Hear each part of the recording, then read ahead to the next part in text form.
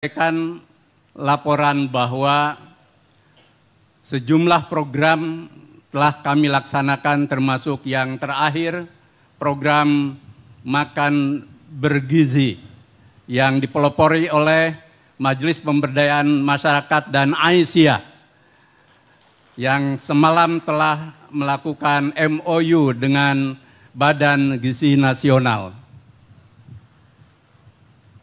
Kami juga menyampaikan bahwa Tanwir dan Milad ini diselenggarakan di Kupang, di tempat ini, di Universitas Muhammadiyah Kupang, Pak Presiden, dan seluruh tamu undangan, dengan pertimbangan sebagai wujud dari kepercayaan kami kepada seluruh gerak Muhammadiyah Aisyah di NTT dan kawasan timur lain yang mewakili misi Muhammadiyah untuk bangsa.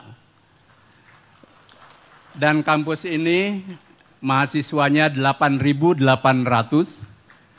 dan dari 8.800 itu 82% saudara-saudara kami yang beragama Kristen, baik Katolik maupun Protestan. Dan terima kasih kepada para tokoh agama, tokoh daerah di NTT, termasuk tentu Bapak Pejabat Gubernur dan seluruhnya, Pak Kapolda dan Pak Pangdam, serta seluruh jajaran Forkompimda yang selama ini bekerja sama dengan Muhammadiyah. Dan UM Kupang ini, serta kehadiran Muhammadiyah di kawasan NTT maupun di Papua, telah menyatu, Bapak Presiden. Bahkan UMK ini sering diplesetkan menjadi Universitas Muhammadiyah Kristen. Dan saudara-saudara kami yang lekat dan dekat Muhammadiyah, menurut istilah Pak Menteri Pendidikan Dasar Menengah dan Pak Fajar Rijaul Haq yang melakukan penelitian di NTT dan Papua, mereka disebut sebagai Krismuha, Kristen Muhammadiyah, karena dekatnya dengan kami. Kami juga menaruh kepercayaan yang sangat besar kepada Bapak Presiden, di mana kami membersamai perjuangan Bapak untuk dua hal. Bapak selalu menggelorakan tentang visi kedaulatan Indonesia, dan Bapak selalu menyuarakan pentingnya gerakan memakmurkan atau masyarakat adil makmur yang merata bagi seluruh rakyat Indonesia. Milad dan Tanwir kali ini memang kami angkat temanya menghadirkan kemakmuran untuk semua. Semangatnya satu, bahwa kemakmuran sebagai kondisi sejahtera lahir dan batin, dan negeri tanah tercinta yang kaya raya ini dikelola menjadi negeri yang makmur, ada dalam spirit tiga hal. Satu, cita-cita nasional, yakni mewujudkan Indonesia yang bersatu, berdaulat, adil, dan makmur. Yang kedua, secara sosio-historis, masyarakat Indonesia mengenal kata gemah ripah loh jinawi, negeri yang aman, damai, dan penduduknya sejahtera lahir dan batin. Yang ketiga, dalam perspektif Islam ada konsep baldatun thayyibatun wa rabbun ghafur, yang dalam surat Saba disebutkan laqad kana lisyabai fi maskanihim ayah, jannatani an yamini washimal, kulu min rizki rabbikum washkuru lah, baldatun thayyibatun wa rabbun ghafur.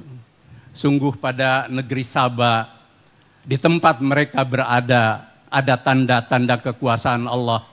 Di kanan kirinya tanah yang subur makmur, dan mereka diperintahkan Tuhan, makanlah dari apa yang Allah rezekikan kepadamu, dan bersyukurlah.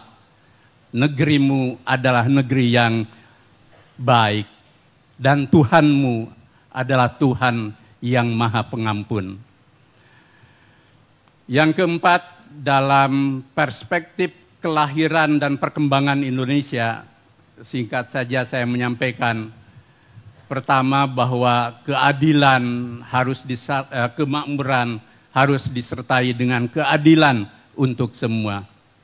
Soekarno ketika pidato 1 Juni mengatakan, Indonesia milik semua, bukan milik satu orang, bukan milik satu orang kaya, tetapi satu Indonesia untuk semua.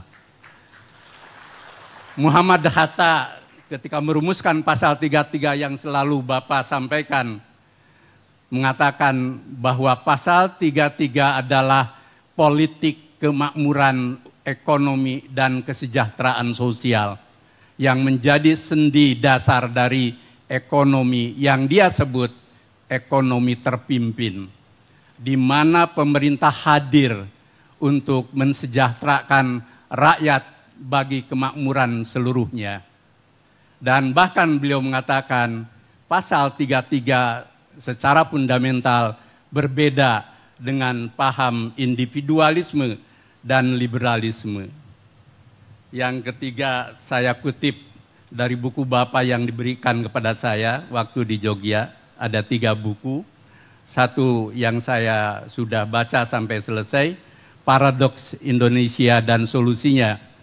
Pak Prabowo mengatakan bahwa membangun Indonesia, menyelamatkan negara, membangun kemakmuran, dan mengurangi kemiskinan memerlukan pemerintah sebagai pelopor.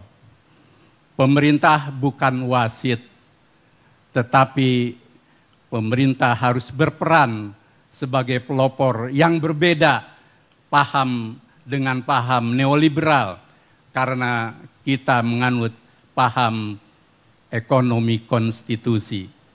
Bahkan Bapak mengatakan bahwa terlalu lama kekayaan Indonesia dibawa keluar, saatnya dibawa ke negeri sendiri. Dan karena itu nanti saya juga akan berbagi buku saya tentang gerakan Islam berkemajuan yang sama tebalnya dengan buku Bapak. Dan saya kutip pendapat Pak Prabowo itu di halaman 606 dan 513. Mudah-mudahan Bapak berkenan. Dan yang terakhir, kami mohonkan Pak Presiden untuk menyampaikan amanat seluas mungkin, sekaligus membuka Tanwir dan Milad ini yang insya Allah Allah akan menurunkan berkahnya.